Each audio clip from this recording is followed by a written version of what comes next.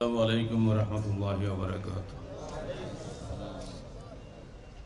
الحمد لله وحده والصلاة والسلام على من لا نبي بعده وبعد. فقد قال الله تعالى في الكلام المجيد: فأعوذ بالله السميع العليم من الشيطان الرجيم. بسم الله الرحمن الرحيم.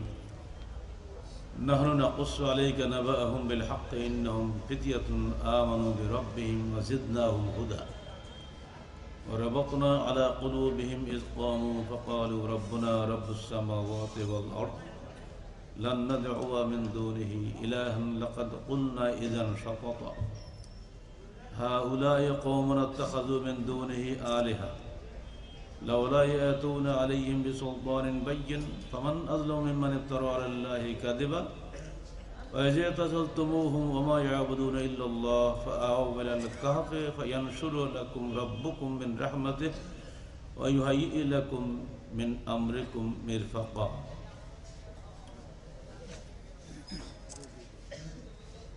বাংলাদেশ আহলে যুব সংঘের বার্ষিক কর্মী সম্মেলনে আগত স্নেহের যুবকেরা, সেই সাথে আমাদের মুরব্বীরা, আপনাদের সকলকে আন্তরিক অভিনন্দন জানিয়ে বিদায়ী বক্তব্য রাখছি। আল্লাহ পাক আমাদেরকে এমনি করে একত্রিতভাবে বসার তৌফিক দান করুন এবং একই মতে, একই ধ্যানে, একই উদ্দেশ্যে সমাজ পরিবর্তনের জন্য আল্লাহ পাক আমাদেরকে কবুল করে নিন। দূর অতীতে একটা কাহিনী আল্লাহ পাক তার রসুলকে শুনিয়েছেন, আর রসুলের মাধ্যমে আমরাও সেগুলো জানতে পেরেছি। ইরাকে একসময় সম্রাট দাকিয়ানুস বলে একজন কাফের সম্রাট বসবাস করতেন। তিনি একত্ববাদী দ্বীন ঈসাই ধর্মকে বরদাস্ত করতে পারতেন না। তার দুইজন মন্ত্রী মিশেলেনিয়া আর মরনুস, এগুলো রূপক নাম, ইসরায়েলি রওয়ায়াত। তারা গোপনে মসিহ ধর্ম গ্রহণ করেছিল, অর্থাৎ সেই হিসাবে একত্ববাদী দ্বীন। এখনকার যুগের খ্রিস্টানরা তো তৃতীয়বাদী হয়ে গেছে। ফলে তাদের মৃত্যুদণ্ড দেওয়া হয়, তারা পালিয়ে যেয়ে এক গুহায় আশ্রয় নেন। আল্লাহ পাক তাদেরকে ওই সম্রাটের হিংস্রতা থেকে বাঁচানোর জন্য গুহার মধ্যে ঘুমিয়ে দেন। সে সঙ্গে তাদের এক রাখাল সাথী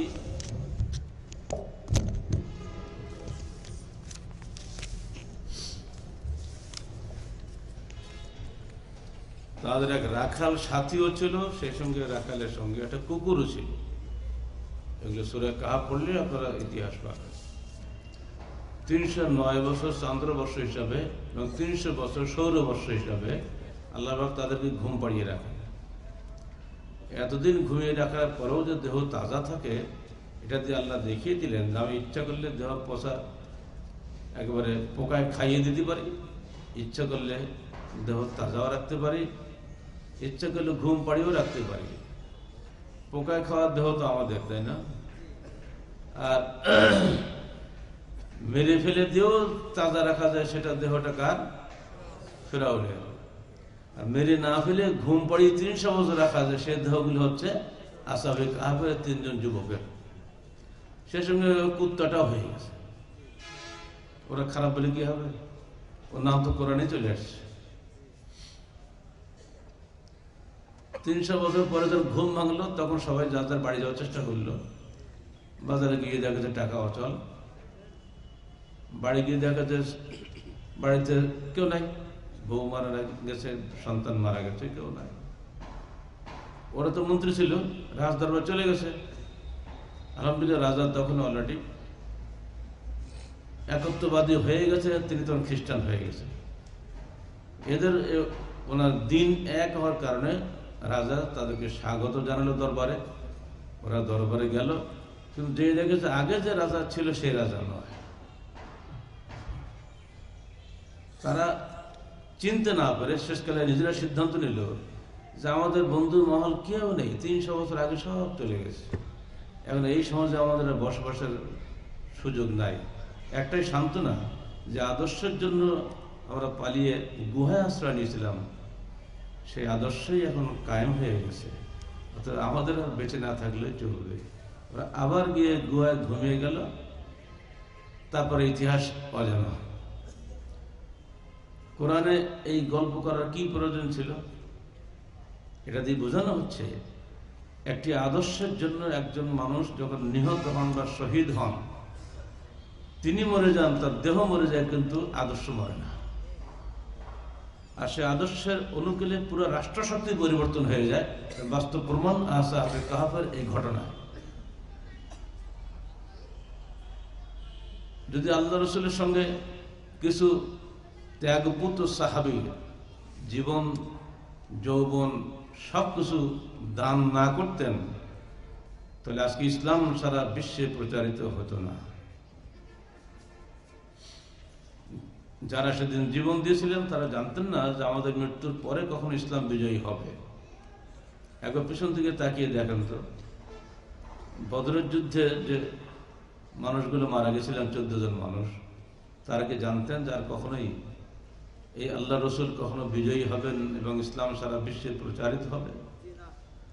গত বছরে যখন আমরা ইতিকাফে ছিলাম মক্কাতে, এই বছরের আগের বছর ফেরার পথে মদিনা টু জেদ্দা, এই পথে যেহেতু মাইক্রো ছিল আমাদের নিজস্ব ভাইয়ের, মনের ভিতরে যে আকুলি বিকুলি, সিরাত রসুল লিখতে গিয়ে মন চাচ্ছিল আল্লাহ রসুল যেখানে যেখানে গিয়েছেন সেখানে সেখানে আমি যাব। তাই বদর ঘুরে গেছিলাম, ওই 14 জন সাহাবীর নাম ফলক সেখানে আছে। অবশেষে যাই হোক, স্পেশাল অনুমতি আমার জন্য পাওয়া গেল, ভেতরে ঢুকিয়ে তাদের কবর জিয়ারত করার সুযোগটা পেয়েছি। আল্লাহ পাকের হাজার শুকরিয়া, আলহামদুলিল্লাহ। ওনাদের ঢুকতে দেয় না, ওই দেয়ালে বাইরে থেকে যাবার পর ভেতরে ঢুকতে দেয় না কাউকে। এই 14টা নাম দেখেছি আর বারবার ভেবেছি, এই মানুষগুলো কি কখনো ভেবেছিল যে আমাদের মৃত্যুর পরে ইসলাম জিন্দা হবে?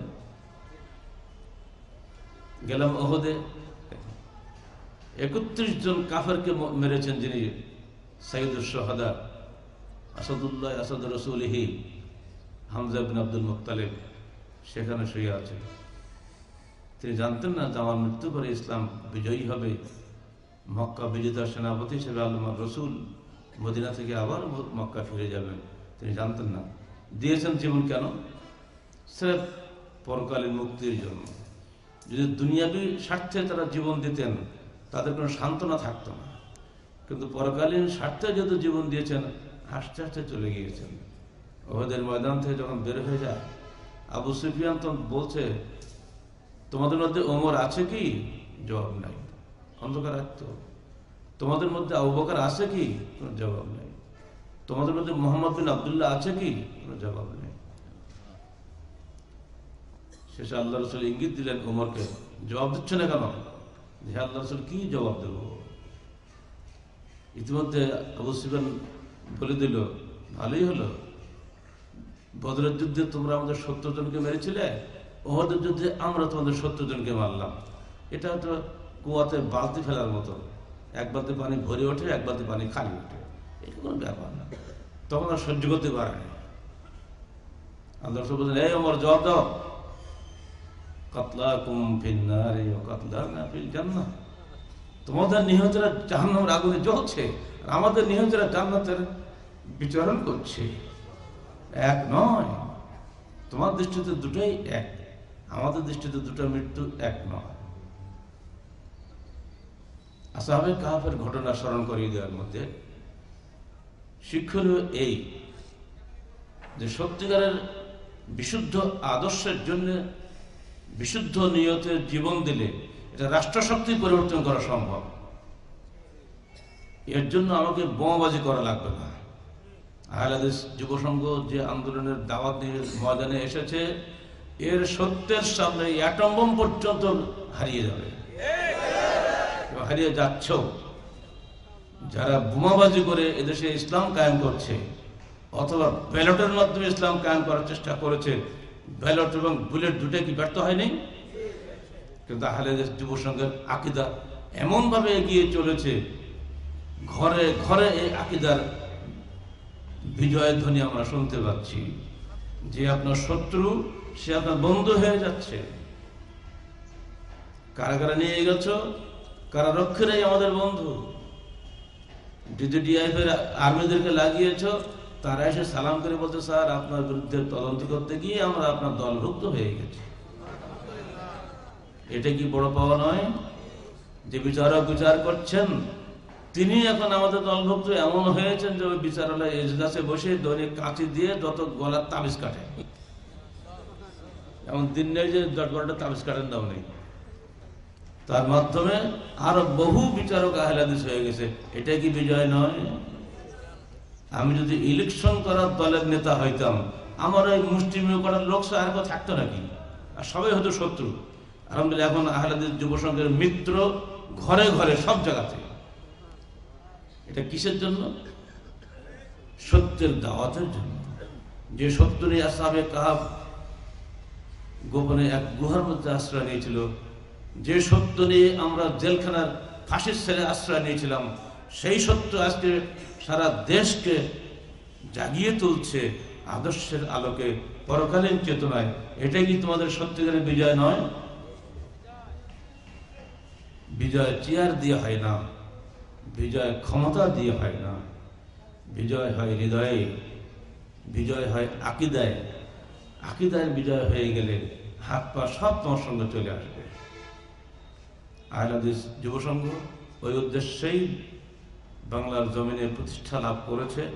যদি তোমরা এটাকে সত্যিকার অর্থে দৃঢ় রাখতে পারো, আকীদার উপর টিকে থাকতে পারো, যদি দুনিয়া তোমাদেরকে গ্রাস না করে, তোমাদেরকে গ্রাস করার ক্ষমতা কারণ নেই। সবচেয়ে বড় শয়তান হচ্ছে দুনিয়া। দুনিয়ার লোভ, টাকা পয়সার লোভ, পদমর্যাদার লোভ, এগুলো শয়তানের এখন ডাইরেক্ট ইবলিসেরা। এইগুলোর বিরুদ্ধে যুদ্ধ ঘোষণা করো, সবাই তোমার সামনে পরাজিত হবে। সাহাবে কেরাম সেটা আদর্শ দিয়ে পরাজিত করেছেন সবাইকে। খায়বারের যুদ্ধে আল্লাহ রসুলের গোলাম মেদআম নিহত হলো। সবাই খুশি হয়ে বলছে, মেদআম কি সৌভাগ্য, আল্লাহ রসুলের জীবদ্দশা তারই সামনে নিহত এই শহীদ আল্লাহর কাছে চলে গেল। আল্লাহ নবী দিলেন একটু ধমক, এই কি বললে তুমি? তুমি কি জানো ও জুতার একটা ফিতা চুরি করেছে, অন্য হাদিসের একটা চাদর চুরি করেছে? ওই আমি দেখছি ওই চাদর ওর সারা দেহে জাহান্নামের আগুন হয়ে ওকে পুড়িয়ে দিচ্ছে। এই কথা শোনার সঙ্গে সঙ্গে টুকটাক দু একটা জুতার ফিতা টিতা যে যা নিয়েছিল সব এসে দিয়ে দিল, যে না পাবলিক মানি হাত দেওয়া যাবে না। গনিমতের মাল পাবলিক মানি না। যতক্ষণ আল্লাহ রসুল বন্টন না করে দিচ্ছেন আমাদের অধিকারে, ততক্ষণ ওটাতে হাত দেওয়ার অধিকার নাই। চিন্তা করুন, এই যে ইমানদারি, এই যে তাকওয়া, এই যে পরহেজগারি, এর জন্য কিন্তু ইসলাম বিজয়ী হয়েছে। অথচ শয়তান সবসময় কাজ করেছে। বদরের যুদ্ধে গনিমত বন্টনের সময় একটা চাদরের সন্ধান পাওয়া গেল না। মদিনায় আসার পরে খবরটা রটে গেল। মুনাফিকরা বলল কি জানেন, আরে চাদরটা মোহাম্মদ নিজেই চুরি করেছে। কবার বলবে? নাউজুবিল্লাহ। একবার বললে হবে? 1000 বার বলতে হবে নাউজুবিল্লাহ। বদর কোথায়? সেই সময় যদি আল্লাহ রসুলকে পর্যন্ত এরকম মিথ্যা অপবাদ দিতে পারে মুনাফিক নামধারী মুসলমানরা, এই যুগে ডক্টর গালিকে অপবাদ দেবে না? এর জন্য চিন্তা করেন কি জন্য? জীবনের টাকা গুনে দেখতে জানি না আমি, চেকে সই করা ছাড়া গোনা কাজে বুঝি না। আমাকে বলে টাকা আত্মসাৎ করেছে, মামলা করে আমার বিরুদ্ধে। আমি খালি আল্লাহকে বলেছি, আল্লাহ তুমি মামলা ফয়সালা করো, ওর মধ্যে আমি নেই। আল্লাহ ফয়সালা করেনি, কোথায় চলে যাবে? বাংলার জমিনে যত বড় দামি সরকার আসুক, ইনশাল্লাহ আমাদেরকে অপবাদ দিয়ে কেউ ঠেকতে পারবে না। আল্লাহ দেখিয়ে দিয়েছে হাতে নাতে। এটা কি আমাদের জন্য পরীক্ষা নয়? তোমরা খালি সৎ মানুষ হও, খালি আকীদা বিশুদ্ধ হও, আল্লাহর রহমত আসতে বাধ্য ইনশাআল্লাহ। আল্লাহর রহমত এসে গেলে কোনো বেটার ক্ষমতা নেই ঠেকিয়ে রাখা। বিগত যুগে আসহাবে কাহাফ যখন কোরআনে স্থান পেয়েছে, আগামী দিনে ইসলামী আন্দোলন ইতিহাসে বাংলার জমিনে আহলে হাদিস যুব সংঘই টিকে থাকবে, আর সব বাতিল হয়ে যাবে। নিঃস্বার্থ আন্দোলন কেউ করে থাকে, আহলে হাদিস যুব সংঘই করেছে। আমাদেরকে জেলখানায় ঢুকিয়ে স্বার্থের টোপ দেওয়া হয়নি। ইনসাফ পার্টি করনি, তোমরা টলাতে পারেনি আমাদেরকে। যাবজ্জীবন কারাদণ্ড ভয় দেখানো হয়েছে। আলহামদুলিল্লাহ এই কথাটা খালি শুনতাম, এখন উইকিলিক্সে ফাঁস করে দিয়েছে।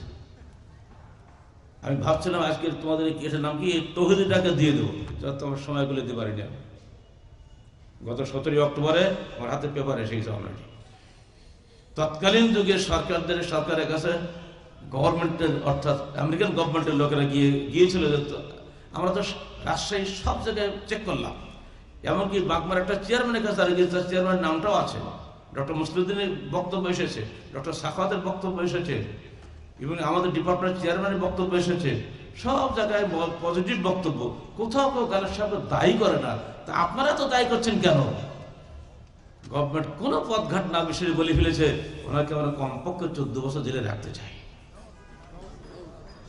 ওনাকে that very movement will be die down, ইংরেজি অর্থ কি বলেন?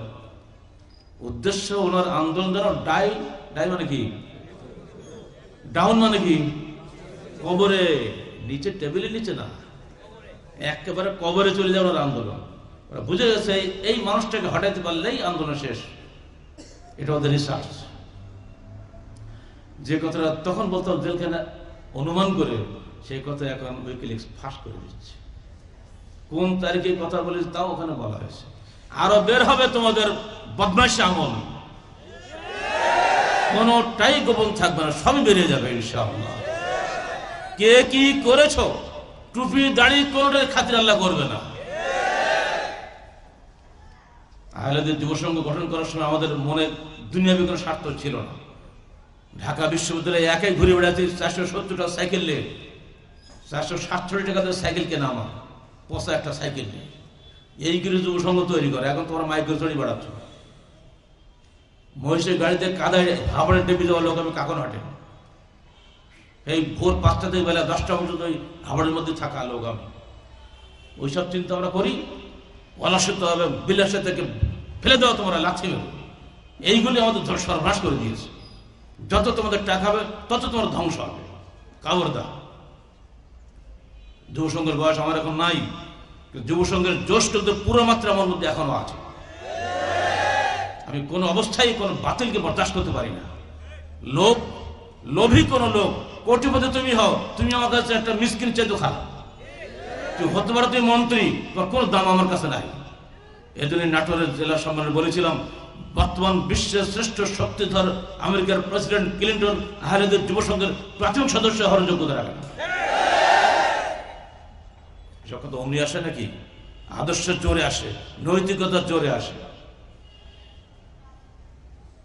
তোমাদের কাছে আমার 5টি নসিহত রইল, মনে রাখবে। 1, নৈতিকভাবে দৃঢ় হও, এজন্য ইবাদতে মগ্ন হওয়ার চেষ্টা করো, তাহাজ্জুদ শুরু করো। সপ্তাহে 2 দিন সোমবারে বিশুদ্ধরে সিয়াম রাখো, আইয়ামবিজের নফল সিয়াম রাখতে পারলে সেটাও রাখো। তাহাজ্জুদ শুরু করো। তাহাজ্জুদ বুড়ো বয়সের সালাত না, এটা যৌবনের সালাত। কারণ হাদিসে কি রয়েছে তোমরা ভালো করে জানো, 7 শ্রেণীর লোক আল্লাহর আরশের ছায়া পাবেন, আল্লাহ তাদেরকে ছায়া দান করবেন। তার একটি শাবুন, বলো মুক্ত নেই এখানে, সব করো গিয়ে যুব সংঘ সভাপতি মুক্ত করেন এদেরকে, বলো সমান বলো না, শাবুন নাশা ফি ইবাদাতিল্লাহ, ওই যুবক যে আল্লাহর ইবাদতে প্রবৃদ্ধি লাভ করেছে, তার মানে কি বুড়ো বয়স নাকি? আরে বাবা, বুড়ো তো এমনি তাহাজ্জুদ পড়ে, ঘুমানে করবে কি? ওই তাহাজ্জুদের কোনো দরকার নেই। আমার দরকার যৌবনকালে তাহাজ্জুদ পড়তে হবে তোমাকে, আল্লাহকে ডাকতে হবে। আল্লাহ আমাকে দিবে না মানে এটা কি? আল্লাহ তো গফুর রহিম, ডাকার মতো তো ডাকতে হবে, ভয় পেলে চলবে? নৈতিকভাবে দৃঢ় হও, দুনিয়া তোমার গোলাম হবে। আর নৈতিকভাবে দুর্বল হও, তুমি দুনিয়ার গোলাম হবে। 2, রাজনৈতিক জাহেলিয়াত থেকে দূরে থাকো। ভোট আসতেছে, ব্যাখ্যা দেওয়া লাগবে। যত উস্কানি দিক, সুরসুরি দিক, ভুলবা না আমি ওখানে একটা সমর্থন দিব, আল্লাহর কাছে কৈফিয়ত দিতে হবে। তুমি কিসে সমর্থন দিলে, কুফরের পক্ষে না ইসলামের পক্ষে? ওখানে আল্লাহর সার্বভৌমত্ব না বান্দার সার্বভৌমত্ব প্রতিষ্ঠা হবে তোমার ভোটের মাধ্যমে? কি মনে হয়? এদেশের কলমা জনগণই সার্বভৌম ক্ষমতার উৎস। নাউজুবিল্লাহ পড়লে তো বাড়ি গিয়ে কি করো? এই সভাপতি, এই সব মোবাইল নম্বর ধরে রাখো। জেলা সভাপতি, জেলা সেক্রেটারি, কেন্দ্রীয় কমিটির সদস্য বা কর্মী, এরা কি করে, এদের আমল নামা তোমার কাছে নেবো আমি। কোনো কৈফিয়ত শুনবো না। বেতাল হলে দেন তারা আউট করে দেবো, কোনো দরকার নেই। কোনো ভেজাল নেই, আমরা যুব সংঘ করবো না। যুব সংঘের প্রত্যেকটা ছেলে আদর্শ হতে, উসওয়া হাসানা হতে হবে। হাজারো যুবকের মধ্যে কিয়ামতের মাঠের জন্য আল্লাহ পাক তোমাকে চিনতে পারে, তুমি যুব সংঘের ছেলে। দুনিয়া চেনার দরকার না, কিয়ামতের মাঠে আল্লাহ যেন চিনতে পারে। এটা রাজনৈতিক জাহেলিয়াত। ব্যালট জাহেলিয়াত, বুলেট আসাধ্য জাহেলিয়াত, দুটোই বাতিল। মনে থাকবো তো? 3, অর্থনৈতিক জাহেলিয়াত থেকে দূরে থাকতে হবে। কেন্দ্রীয় কমিটির সদস্য বলা আছে না, ইসলাম ও জাহেলিয়াতের পার্থক্য বোঝা আছে না? জাহেলিয়াতটা এগুলোই তো। এই জাহেলিয়াত মানে কি তোমার অন্ধকার নাকি? লাইট অফ হচ্ছে জাহেলিয়াত এমনি হয়ে যায়, ওই জাহেলিয়াত না।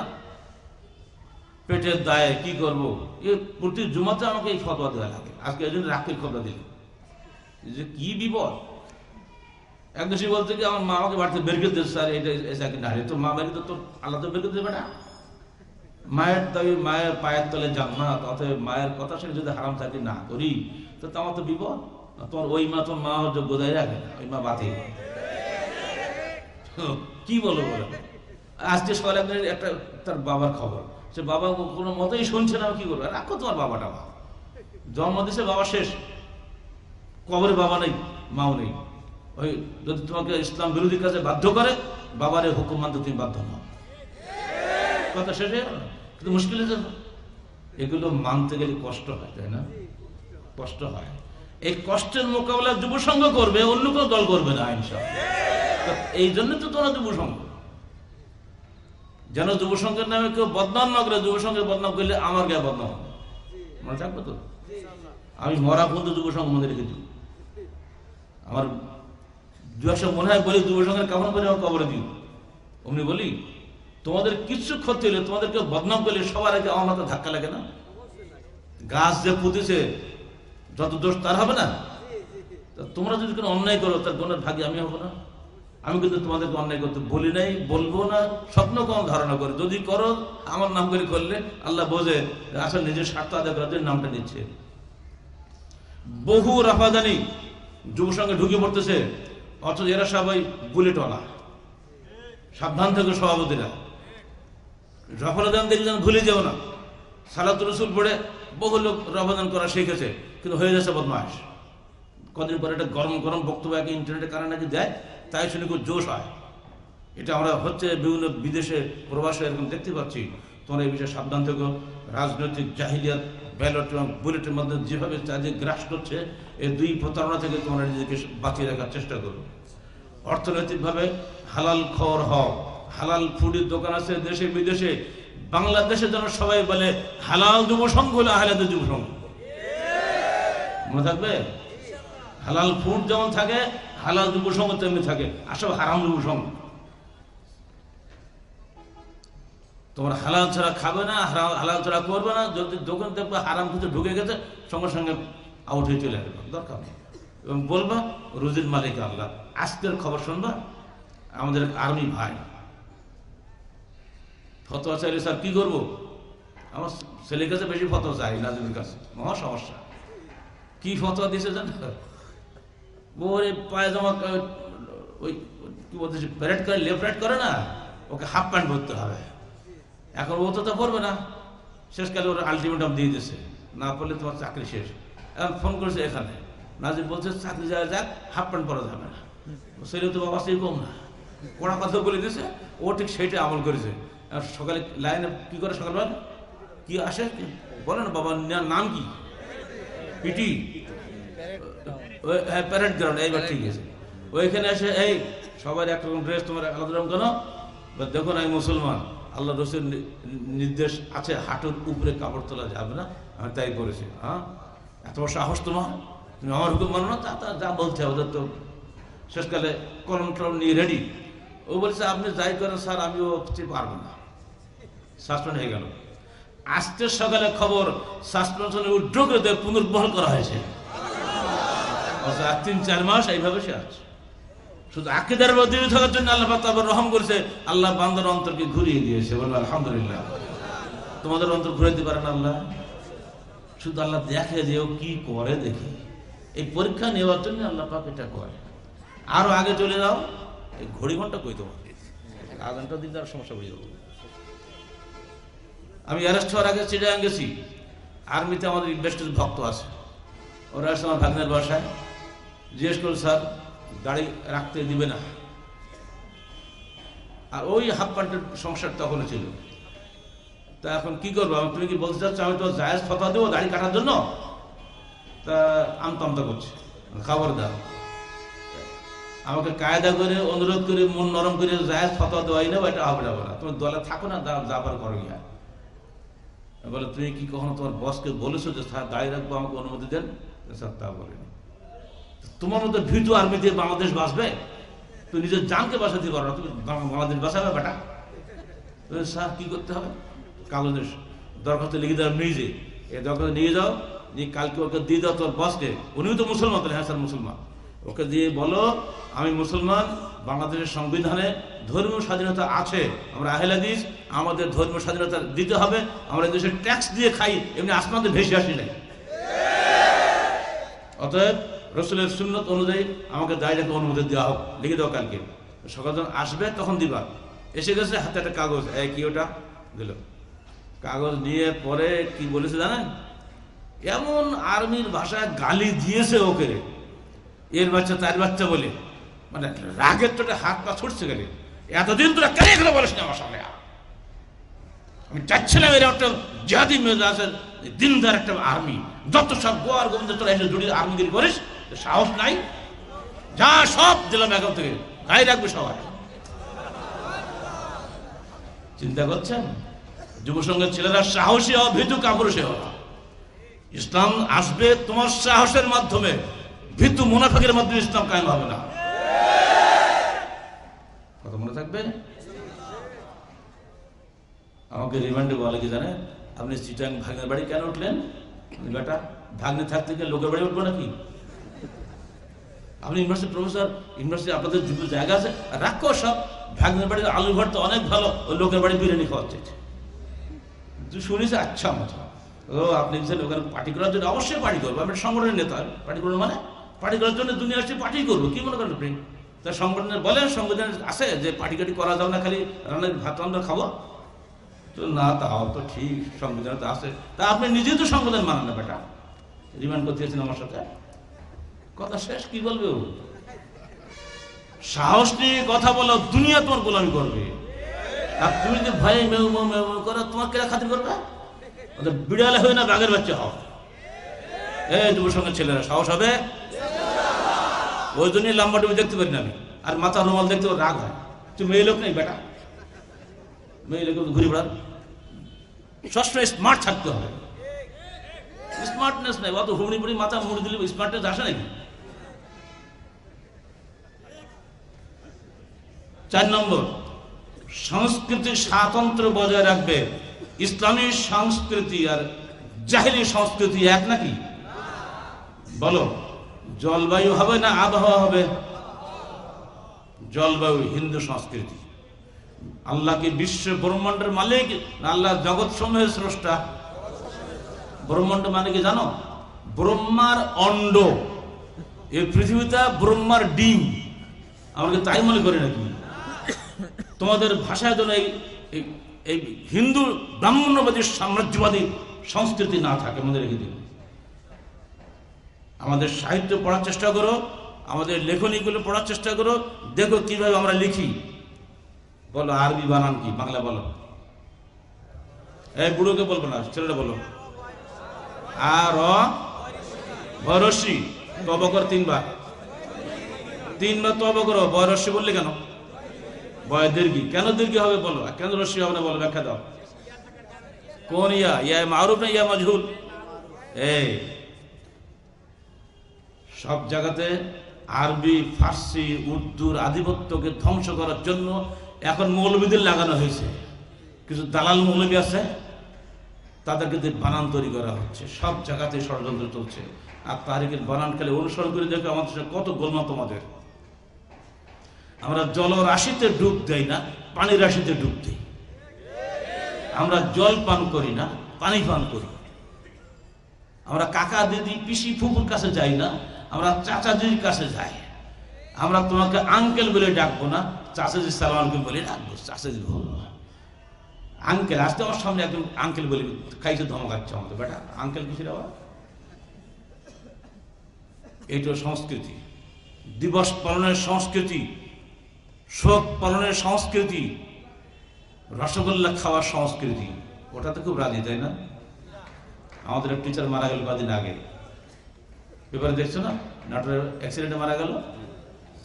সব টিচারের রসগোল্লা খাইছে, মানে কি কুলখানি। ও তো খাও রসগোল্লা, আসো। সাহসের কুলায় নিয়ে আমাকে একটা ফোনও করতেছে, স্যার একটু আসেন, আপনারই ছাত্র টিচারে মারা গেল। সাহসও কুলায়। কিন্তু পরে গেছি, ভিসি আসছিল। কেন আসলো? একজন অন্য দলের ভাই আস্তে আস্তে ধরলো, ওনাদের দোয়া অনুষ্ঠান ছিল, তাই ভিসি আসছিল। অত আমার ডিপার্টমেন্ট অর্ধেকের বেশি আহলা দেশের বাচ্চা সব। কেন ভয় করে? জানে যে এখানে বললে আচ্ছা খাওয়া লাগবে। ওরাও আহলা দেশ, আমিও আহলা দেশ, ভাড়া কোথায়? এটার সাংস্কৃতিক স্বাতন্ত্র্য বজায় রেখো তোমরা। হাদিস ফাউন্ডেশন বাংলাদেশের বানান রীতি আর প্রচলিত বাংলাদেশের বাংলা ভাষার বানান রীতি আসমান জমিনের পার্থক্য। কলকাতার বাংলা আর ঢাকার বাংলা এক নয়। এখন ঢাকাকেও কলকাতা বানানোর ষড়যন্ত্র করা হচ্ছে। ওদের সাহিত্যিক সাম্রাজ্যবাদের বিরুদ্ধে তোমাদের লেখনী যেন সচল থাকে, ঠিক তেমনি ওই সমস্ত জাহেলি বিভিন্ন অনুষ্ঠান থেকে তোমরা নিজেদেরকে দূরে রাখার চেষ্টা করো। এবার বললি, ধর্মীয় অনুষ্ঠানের নামে হুজুররা যত অনুষ্ঠান করেন এসব থেকেও দূরে থাকতে হবে। কুলখানি, চেহেলম, মিলাদুন নবীর অনুষ্ঠান, কিয়ামের অনুষ্ঠান, কি বলে আশুরায়ে মুহররমের অনুষ্ঠান আছে না সব? এগুলো ধর্মের নামে হচ্ছে। ধর্মের নামে ধর্ম নেতারা ধর্মকে ধ্বংস করেছে, রাজনীতির নামে রাজনৈতিক নেতারা রাজনীতিকে ধ্বংস করেছে। এদেশের সত্যিকারের কল্যাণ চাইতে গেলে তোমাকে আল্লাহর দেওয়া বিধানের অনুসরণ করতে হবে। আল্লাহর প্রেরিত রাজনৈতিক দর্শন, আল্লাহর প্রেরিত অর্থনৈতিক দর্শন, আল্লাহর প্রেরিত সাংস্কৃতিক তৌহিদি দর্শনকে যে কোনো মূল্যে আঁকড়ে থাকতে হবে, এখানে কোনোই আপোষ নাই। যতই রফরা দিয়ে সালাত আদায় করো, রফরা দিয়ে কাজ হবে না। বসে আছি, কবে একজন মারা গেছে ঠিক নাই, হুকুম দিলাম দাঁড়া। কেন? কোন হুকুম দাঁড়াতে হবে? 2 মিনিট নীরবতা পালন করতে হবে। কি করতে হবে? যে যে ধর্মের লোক সে সেই ধর্মে দাঁড়াইতে হবে। বসে থাকতে পারবা? সাহস দেখাতে হবে, আমি বসে থাকবো। রসুলের মৃত্যুতে সাহাবে কেরাম কখনো দাঁড়ান নাই। অতএব তার চেয়ে বড় নেতা যদি পৃথিবীতে জন্মগ্রহণ করবে না, আজকালকে কোন নেতার মৃত্যুতে আমিও দাঁড়াইতে থাকতে পারবো না। মারা গেছে, ইন্না লিল্লাহ, দোয়া করলাম তার জন্য। এর বেশি কিছু করার আছে? এমনি করে প্রতিটি ক্ষেত্রে ধর্মীয় সংস্কৃতি, রাজনৈতিক সংস্কৃতি, তথাকথিত বাঙালি সংস্কৃতি সব থেকে দূরে থাকতে হবে। এরপর বলবো, তোমাদেরকে ইমারতের অধীনে জামাতবদ্ধ জীবন যাপন করতে হবে। যুব সংঘের সভাপতি, তোমাদের সভাপতি, মূলত তিনি আমির নন, ঠিক তো নাকি? আমিরের অবাধ্যতায় সভাপতির আনুগত্য করা যাবে না। সভাপতি যতক্ষণ আমিরের অনুগত থাকবে ততক্ষণ সভাপতির অনুগত তোমরা থাকবে। সভাপতি, সেক্রেটারি, যে কেউ তোমরা হও না কেন, আমরা মূলত একটি দেহের এক একটি অঙ্গ। মনে থাকবে তো? হাতের গুরুত্ব, আঙুলের গুরুত্ব, বুড়ি আঙুলের গুরুত্ব, সবটার গুরুত্ব আছে, কিন্তু সব গুরুত্ব সমান নয়। মাথার গুরুত্ব বেশি। যতদিন পর্যন্ত বাংলাদেশের যুব সমাজ একটা সুনির্দিষ্ট তাকওয়াশীল ইমারতের অধীনে ঐক্যবদ্ধ দৃঢ় জামাত হিসেবে দাঁড়িয়ে না যাবে, ততক্ষণ পর্যন্ত যুব সংঘকে দিয়ে সমাজ সংস্কার সম্ভব নয়। মাথা দিয়ে টানবে, হাত আর দিকে যাবে, দেহ চলবে। এই 5টা বিষয় মনে রেখো। এরপরে তোমাদের সাংগঠনিক কিছু উপদেশ আমি দিয়ে যাচ্ছি, মনে রাখো। এক, যুব সংঘের বিগত নেতৃবৃন্দ এবং নতুন যারা নেতৃবৃন্দ তোমরা হচ্ছ, পরস্পরের মধ্যে সম্পর্ক গাঢ় রাখবার চেষ্টা করো। যারা কেন্দ্রীয় কমিটির সদস্য হয়ে গেছে, বয়স হয়ে গেছে, বা আগে সভাপতির দায়িত্ব পালন করেছে, এখন তোমাদের সঙ্গে তাদের সম্পর্ক সাধারণত দূর হওয়াটাই স্বাভাবিক, কিন্তু এই দূর যেন মনের দূর না হয়। সবার সঙ্গে মিলিতভাবে পারস্পরিক সেতুবন্ধ রচনা করার চেষ্টা করবে। কারণ তোমাদের যারা বিগত, তারাই এখন আন্দোলনে আগত। আন্দোলনে আমিরের সঙ্গে যত সম্পর্ক হবে, তার চেয়ে তোমাদের সঙ্গে যেন সম্পর্ক হয়। অর্থাৎ নিচে যুব সংঘের তরুণ নেতৃত্ব, উপরে আন্দোলনের প্রবীণ নেতৃত্ব, মাঝখানে তোমাদের যুব সংঘের সাবেক নেতৃত্ব পড়ে যাচ্ছে। সবার সঙ্গে যেন সেতুবন্ধ ঠিক থাকে। দুই, পারস্পরিক তদারকির মাধ্যমে সকলে ভাই ভাই হওয়ার চেষ্টা করো। মনে মহব্বত আছে, কিন্তু পরস্পরের সম্পর্ক নাই। মোবাইলের যুগ হওয়া সত্ত্বেও তোমার সঙ্গে আমার সম্পর্ক নাই। যদি তোমাকে ফোন করি, তোমার মোবাইল থাকে বন্ধ, তুমি ব্যস্ত, আমিও ব্যস্ত, এর মধ্যেও তোমার সঙ্গে আমার সম্পর্ক থাকতে হবে। কারণ out of sight out of mind, সোজা কথা বলছি। ছেলে যদি বিদেশে থাকে, যদি 2 মাস ফোন না করে, ছেলে কথা মানুষ ভুলি। যে ছেলে কাছে থাকে, যত দুষ্টি হোক, ওর দিকে মনটা চলে যায়। কি ঠিক নাকি বলেন? এটাই বলছি, পারস্পরিক যোগাযোগের মাধ্যমে সবসময় সেতুবন্ধ দৃঢ় করার চেষ্টা রাখবে। 3, একই লক্ষ্যে ইমারতের অধীনে ঐক্যবদ্ধ থাকবে। কারণ আমাদের যুব সংঘ সোনামণি মহিলা সংস্থা, আমরা সবাই লক্ষ্য একটা না? কি সেটা বলতে পারো? সমাজ সংস্কার। এক কথায় সমাজ সংস্কার।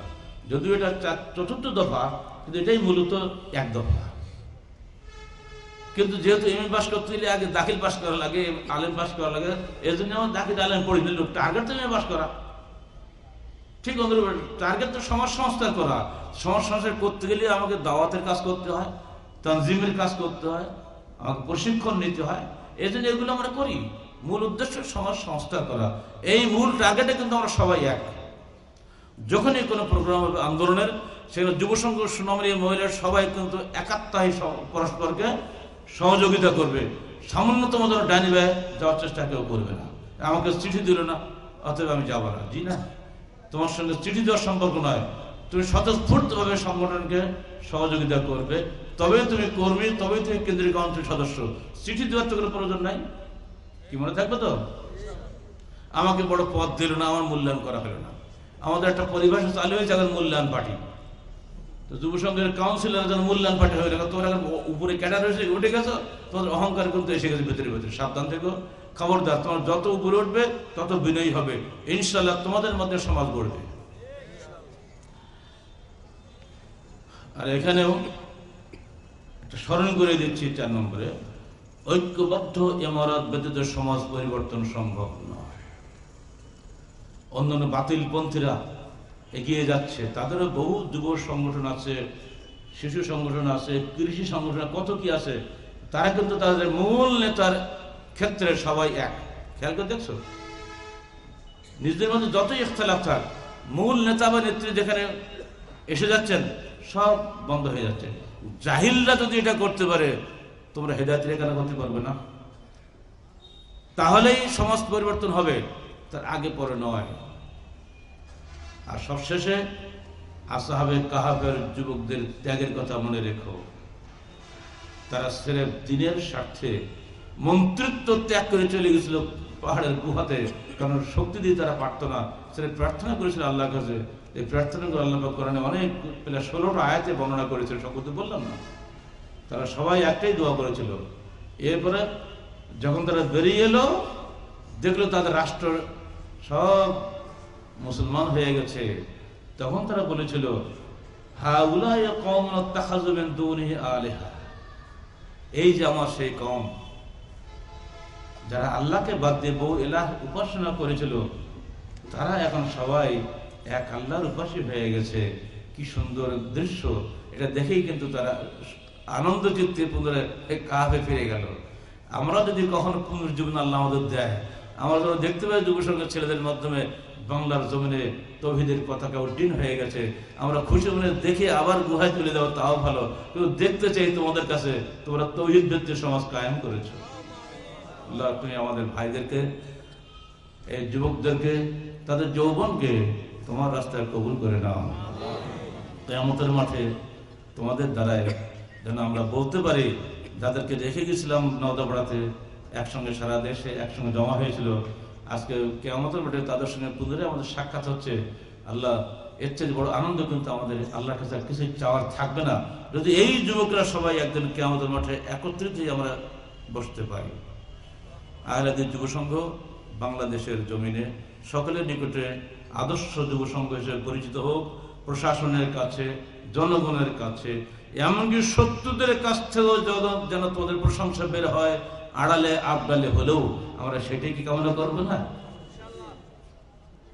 আল্লাহ পাক আমাদের সবাইকে পবিত্র কোরআন ও সহিহ হাদিসের আলোকে জীবন গড়ার তৌফিক দান করুন।